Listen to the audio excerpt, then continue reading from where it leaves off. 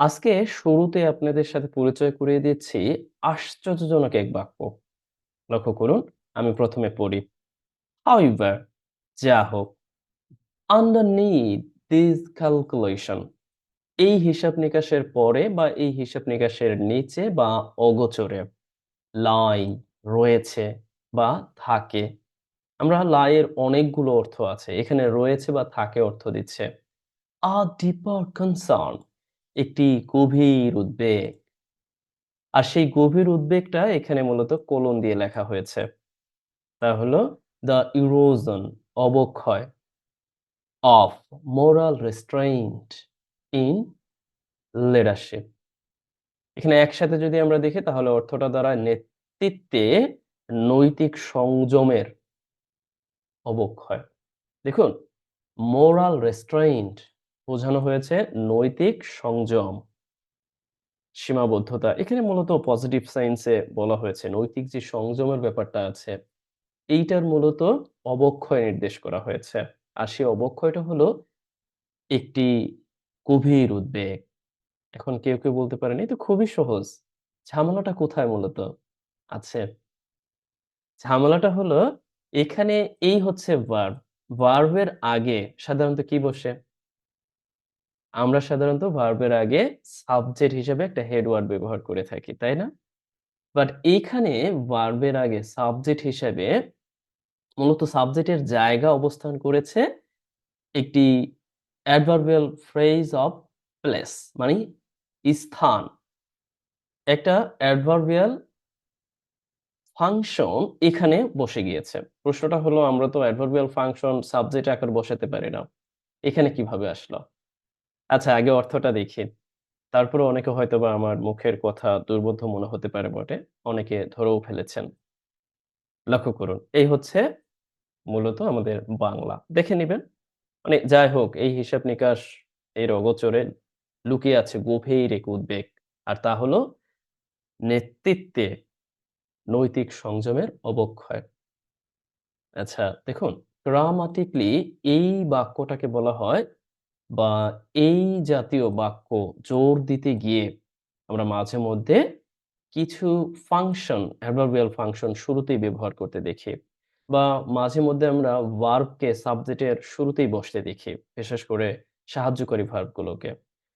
এইগুলোর একটা নাম আছে। inverted order. We can call inversion now আমরা মূলত শুধু বলতেই পারি না। এটার অ্যাপ্লিকেশন ও করছি বটে। inverted order meaning that জোর দিতে গিয়ে এখানে এই adverbial ফাংশনটা সাবজেক্টের আগে বসানো হয়েছে। এখন কেউ প্রশ্ন করবেন না তাহলে এটাকে আমরা আ আ সাধারণ নিয়ম অনুযায়ী লিখতে পারবো কিনা? ডেফিনিটলি। আপনি চাইলে সাধারণ নিয়ম অনুযায়ী এভাবে লিখে দিতে পারবেন। কোন পার্থক্য নাই। লক্ষ্য করেন। এইটার আবার নাম হয়েছে দেখুন এটা আর এটার মধ্যে কোন পার্থক্য আছে? অর্থের কোনো পার্থক্য নাই। এটা নরমাল অর্ডারে লেখা। আর এটা ইনভার্টেড অর্ডারে লেখা। এখন সাধারণ পার্থক্যটা কোথায়? পার্থক্যটা হলো দেখুন a deeper concern মূলত এইটাই লুকিয়ে আছে মানে রয়েছে। রয়েছে কোথায়? underneath this calculation এই ক্যালকুলেশনের পরে। আর এই গভীর উদ্বেগটা কি? তা হলো ঠিক এই জায়গায়। এখন কেউ বলতে পারেন এই ঝামেলাটা কেন করেছে? এই যে আ erosion of moral restraint in leadership মূলত এইটার কারণে এই ঝামেলাটা করেছে। কেন জানেন? কারণ কলম দেওয়ার পরে আমি যেই অংশটা বোঝাতে চাচ্ছি, মূলত আমি এই বিষয়টাকে নির্দেশ করতে যাচ্ছি। আর এই নির্দেশটাকে মূলত এই ডিপার কনসার্ন এর সাথে রাখা হয়েছে। আর এই নরমাল অর্ডারে দেখুন ডিপার কনসার্ন এই বিষয়টাকে নির্দেশ মানে বোঝানো হলেও এই ডিপার কনসার্ন টা কিন্তু একটু দূরে আছে। এই যে কম্বিনেশনটা তৈরি করা একই সাথে ইনভার্টেড অর্ডার ও নরমাল অর্ডারকে নির্দেশ করতে গিয়ে এই ঝামেলাটা পাকানো হয়েছে। এখন মাঝে মধ্যে এই জাতীয় বাক্য লেখা হয়। এটা কিন্তু সবসময় লেখা হয় না। একেবারে রেয়ার কেস। বাট এই জাতীয় সমস্যাগুলো অনেক বড় আকার ধারণ করে বটে। আচ্ছা, আশা করছি আমি আপনাদেরকে বোঝাতে পেরেছি। যাই হোক চলুন আমরা মূল আলোচনায় যেতে পারি। আমাদের আজকের আলোচনার বিষয় হলো সমসাময়িক বিষয়। বিশেষ করে রাজনৈতিক নেতৃত্বে যে পচন ধরেছে, সেটা হোক indoor or outdoor, what's going on around the world in a world, সবকিছু মিলিয়েই সরি টু সে এখানে যিনি লিখেছেন এই লেখাটি, আমি তার নাম এখানে উল্লেখ করতে পারিনি, অবশ্য কমেন্টে উল্লেখ করে দিব। দারুণ একটি লেখা, আমি এক ঝলক দেখেছিও বটে। A fish rose from the head, দারুণ একটি বাক্য। মানে একটা মাছ তার মাথা থেকেই পচন ধরে বা তার মাথা থেকেই পচতে শুরু করে। A fish rose from the head. You can use you can use this sentence as a rhetoric sentence while speaking or stressing something while presenting something in front of public, right? আপনি যখন কারোর সামনে বক্তৃতা দিতে গিয়েছেন, আপনি কারোর সামনে যখন কিছু বলার চেষ্টা করছেন জোর দিয়ে, তখন আপনি এই জাতীয় ফরমেট গুলো ব্যবহার করতে পারেন। যদিও আমরা অনেক, অনেক বাক্য আছে, বাট যেহেতু আমরা এটা পেয়েছি, "A fish rose from the head." একটি মাছ মূলত তার মাথা থেকেই পচতে শুরু করে। এখন এই যে এখানে একটা এমডেস দিয়ে বোঝানো হয়েছে এই বাক্যের ব্যাপারে যে, "This ancient proverb." এই যে একটা প্রবাদ বাক্য, প্রাচীনকালীন বা প্রাচীন প্রবাদ, রিমাইন্ডস। রিমাইন্ডস মানে হচ্ছে মনে করিয়ে দেওয়া। রিমাইন্ডস আস, আমাদেরকে মনে করিয়ে দেয়। আচ্ছা, আপনারা এই রিমাইন্ডস এবং রিমেম্বারের মধ্যে একটা সমস্যা তৈরি করে ফেলেন। রিমেম্বার মানে হচ্ছে নিজে স্মরণ করা, রিকল করার মতো, মানে নিজে স্মরণ করা। আর কাউকে স্মরণ করিয়ে দেওয়া meaning that this is call reminds. আচ্ছা, উই ক্যান ইউজ, আমরা দৈনন্দিন প্রয়োজনে ব্যবহার করতে পারি বটে। আমাদেরকে মনে করিয়ে দেয় যে that and when leadership loses its moral compass, মানে এখানে আরো কিছু বলা হয়েছে, মূলত এই দ্যাট এর পরে এরপর আরো একটি কনজাংশন ব্যবহার করা হয়েছে, যখন লিডারশিপ মানে নেতৃত্ব লুজেস, এরকম অর্থে তাদের ন্যাচারাল যে কম্পাসটা আছে, তার যে মোরাল যেই নৈতিক নির্দেশনা আছে, সে হারাতে শুরু করে। আচ্ছা, দ্য ইন্টার সিস্টেম, একেবারে হোল ওভার যে সিস্টেম আছে existing society and also leading your society and also begins to decay, এটাও কি হয়, মূলত পচন ধরতে শুরু করে বা ক্ষয় হতে শুরু করে। দেখুন কত powerful sentence. Just this sentence surprised me a lot. And that is why I'm presenting in front of it. এটা শুধুমাত্র ভোকাবুলারি জানা বা সেন্টেন্স প্যাটার্ন সম্পর্কে অবগত হবে, বাট এরকম না। অনেক কিছু আমরা অনুধাবন করতে পারি এই জাতীয় ব্যাপারগুলো থেকে। আচ্ছা, চলুন আমরা একসাথে একটু দেখার চেষ্টা করি ঠিক এই দিকটাতে আছে। আমি বারংবার আপনাদেরকে বলি, যারা মূলত একাডেমিক পারপাসে অনুবাদের অংশ হিসেবে দেখেন, তাদের কাছে আমার পরামর্শ থাকবে, আপনি যদি এই ভোকাবুলারি সম্পর্কে মানে অবগত হয়ে থাকেন, তাহলে আপনি দারুণভাবে যে কোনো উপায়ে লিখতে পারবেন। আর আমরা যারা মূলত প্রাইমারি লেভেলে অনুধাবন করার জন্য শিখছি বা বোঝার জন্য শিখছি, ইংরেজি পড়ে বুঝতে পারি না সেই জন্য শিখছি, তাদের কাছে পরামর্শ থাকবে, whatever you are getting, just try to take note and also utilize this, and why you will go to read something next. পরবর্তীতে যখনই আপনি কিছু একটা পড়তে যাবেন, ঠিক তখন এটাকে অ্যাপ্লাই করবেন। আচ্ছা, আমি মাঝে মধ্যে দুই একটি বাক্য ইংরেজিতে বলি। এটারও বিশেষত্ব আছে বটে। অনেকে ভালোভাবে নেয়, যদিও অনেকের কাছে জটিল মনে হয়। অবশ্যই আমাকে কমেন্টে অবগত করবেন। আবার কেউ, কেউ বলতে পারেন, "ধুর ছাই, কি পড়ায় না পড়ায় আবার মাঝে মধ্যে ইংরেজি কয়, কিছুই হয় না।" আচ্ছা, টেক মাই ওয়ার্ডস ইজি। চলুন পরবর্তীতে আমরা একটু দেখার চেষ্টা করি। এ পর্যায়ে আমরা একটু দেখব, এখান থেকে যদি গ্রামাটিক্যালি বিবেচনা করি তাহলে আমরা ইতিমধ্যে পড়ে ফেলেছিও বটে। রিমাইন্ডস, এটাই আমাদের সবচেয়ে গুরুত্বপূর্ণ। এট দ্য সেম টাইম এখানে কেউ কেউ বলতে পারেন এখানে একটা মূলত কনজাংশনের মতো করে আছে, আবার এখানে আরেকটা আছে। হ্যাঁ, প্রয়োজনে এই দ্যাট কনজাংশনের পরে আপনি আপনার প্রয়োজনে মূলত আরো একটি কনজাংশন বসাতে পারবেন। এটা যায়। তার মানে এই দুইটা কনজাংশন একত্রে বসছে ঠিক তখন যখন আপনি দ্যাট দ্যাট মানে হচ্ছে যে, এই ব্যাপারটা নির্দেশ করে when a well আমাদের মনে করায় দেয় যে, এরপরে এই বাক্যটি লেখা হয়েছে পুরোপুরি। এই বাক্যটি আবার দুটি অংশে বিভক্ত, যেখানে আমরা দেখতে পাচ্ছি এই অংশটা পরাধীন, যাকে আমরা বলতে পারি অ্যাডভার্বিয়াল ক্লোজ, আর এই অংশটা স্বাধীন, যাকে আমরা বলতে পারি প্রিন্সিপাল ক্লজ। আচ্ছা, যদিও এই ব্যাপারগুলো আমি পুঙ্খানুপুঙ্খরূপে আপনাদের সামনে উপস্থাপন করি না, বাট এখন থেকে বলার চেষ্টা করব। অনেকেই অনুরোধ করেছেন, তাদেরকে মূলত তাদেরকে প্রাধান্য দিতে গিয়ে। আচ্ছা চলুন পরবর্তীতে আমরা দেখার চেষ্টা করি। One of the most overlooked leadership skills. দেখছেন, পুরো অংশটা কিন্তু এখানে কাজ করেছে গুরুত্বের সাথে।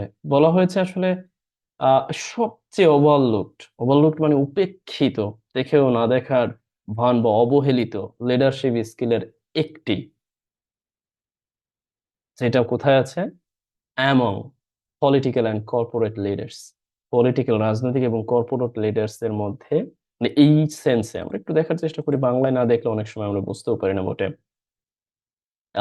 মানে এইরকম অর্থে দক্ষতা বা স্কিলের মধ্যে, এরপর আমরা দেখতে পাচ্ছি যে যেটা কি, মানে এই যে এদের পলিটিক্যাল এবং কর্পোরেট লিডারদের মধ্যে অন্যতম, নাওএডেজ, দিস ডেজ, মিনিং দ্যাট, আজকাল।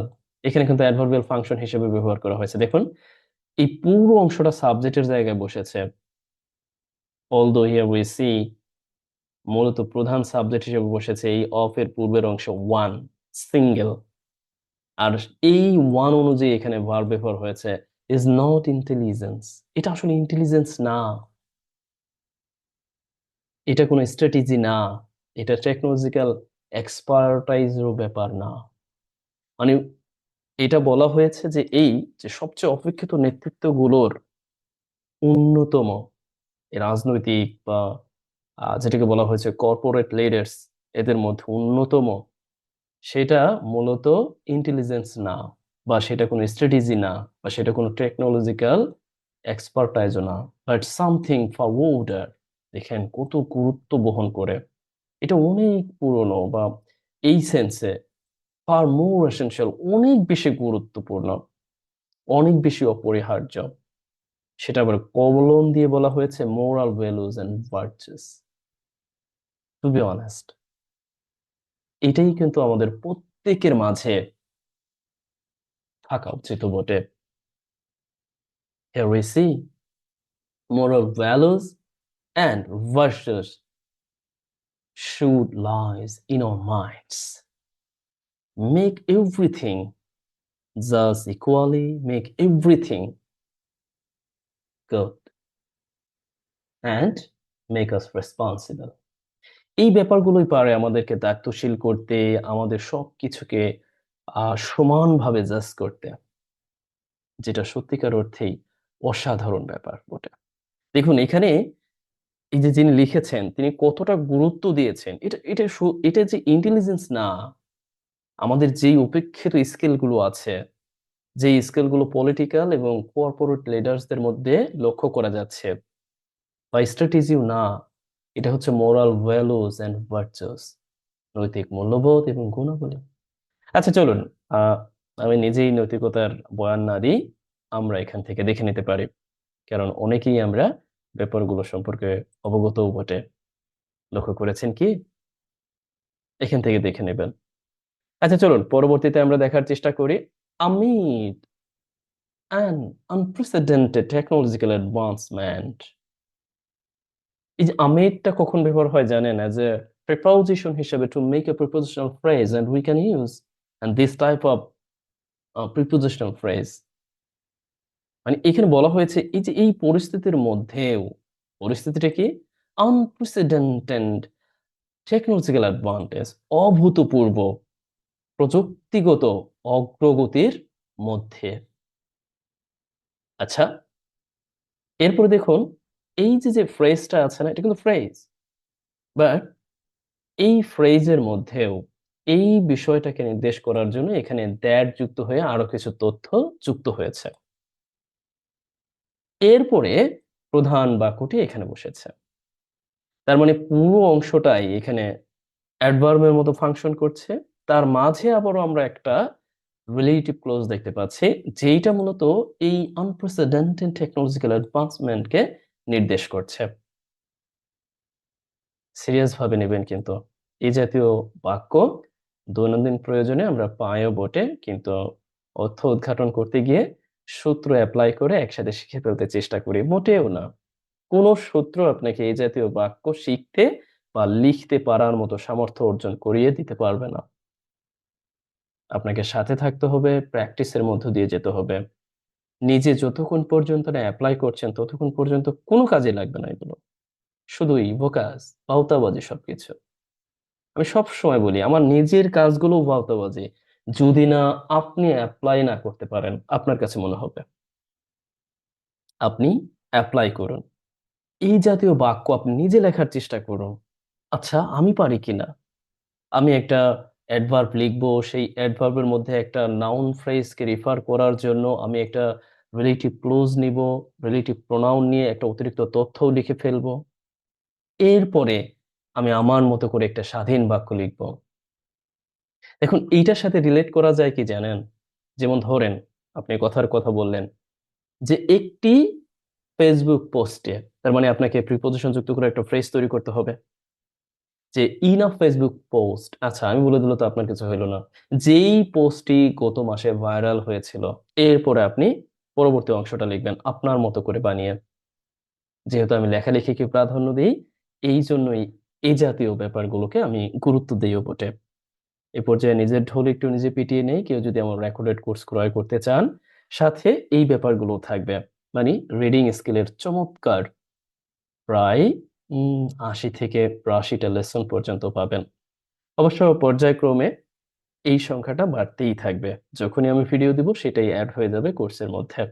এগুলো সহ রিডিং স্কিলের এবং রাইটিং এর জন্য যাবতীয় সমস্ত ম্যাটেরিয়ালস ফ্রি সহ ভিডিওগুলো পেতে চাইলে আপনি কমেন্ট বক্স দেখুন। আচ্ছা চলুন এই পর্যায়ে আমরা মূল আলোচনায় আবার চলে যাই। হিউম্যানিটি স্ট্যাটস, ও নো, আমাদের এইখানে আছে যে that world has been witnessing. এই যে অভূতপূর্ব প্রযুক্তিগত অগ্রগতির মধ্যেও এই বিশ্ব মূলত উইটনেসিং করতেছে। দেখুন, মূলত বিশ্ব কি শিকার হচ্ছে। উইটনেসিং মানে হচ্ছে নিজেই শিকার হওয়া, বিশ্ব নিজেই শিকার হচ্ছে, নিজেই দেখতেছে, নিজেই বুঝতে পারতেছে। হোয়াট? হিউম্যানিটি, এই মানবতা, স্ট্যান্ডার্ড, দাঁড়িয়েছে, দাঁড়িয়েছে বা দাঁড়ায়। এখানে মূলত এই সেন্সটা দিচ্ছে, দাঁড়িয়েছে সেন্স দিচ্ছে। আমরা অনেকে বলতে পারি এটার মধ্যে প্রেজেন্ট সিম্পল আছে, not like that. Here you see এই সেন্টেন্সটা দাঁড়ায় সিম্পল না, দাঁড়িয়েছে। অ্যাট আ প্যারাডক্সিক্যাল মোমেন্ট, যেটি মূলত এই বাক্যের মূল আকর্ষণীয় শব্দ। Paradoxical moment, this type of terms definitely you should take note. Paradoxical moment meaning যে স্ববিরোধী বা আপদ বিরোধী মুহূর্ত। মানে করব কি করব না, করব কি করব না, নিব কি নিব না, বা বিশ্বাস করব কি করব না, এরকম একটা দ্বিধাদ্বন্দ্ব। ইন হিস্ট্রি,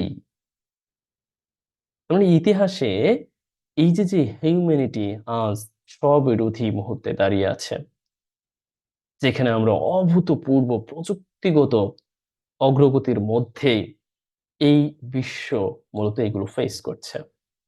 একসাথে যদি আমরা দেখার চেষ্টা করি, ঠিক এই দিকটাতে আপনি দেখবেন।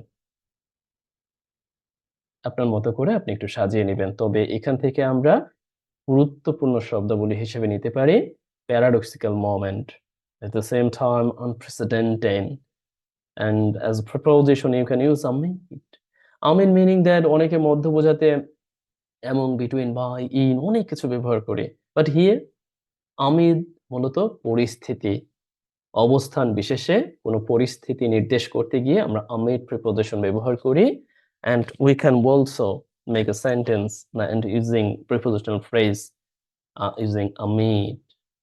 ওকে চলুন আমরা পরবর্তীতে দেখার চেষ্টা করি। Nuclear weapons, artificial intelligence and cyber warfare systems have given modern societies extraordinary power।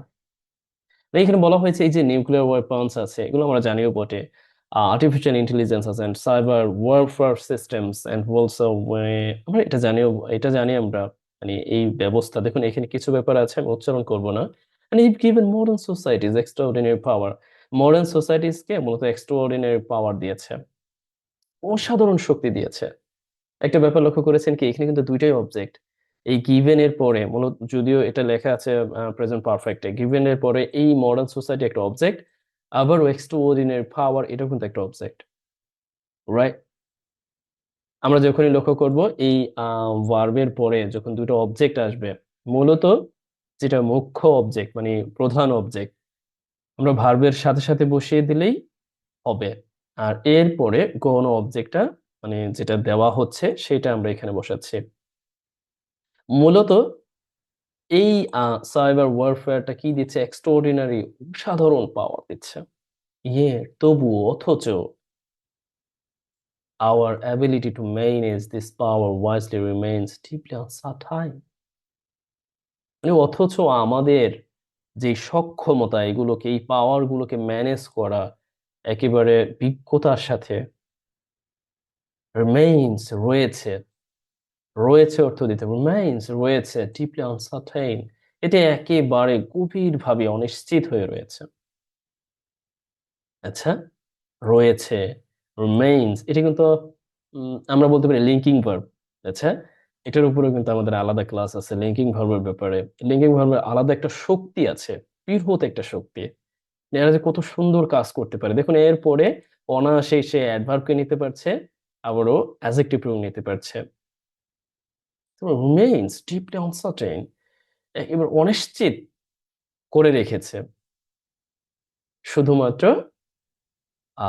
to the lacking of moral and versus, moral এবং ভার্সেস এর অভাবের কারণেই এমনটা হচ্ছে বটে।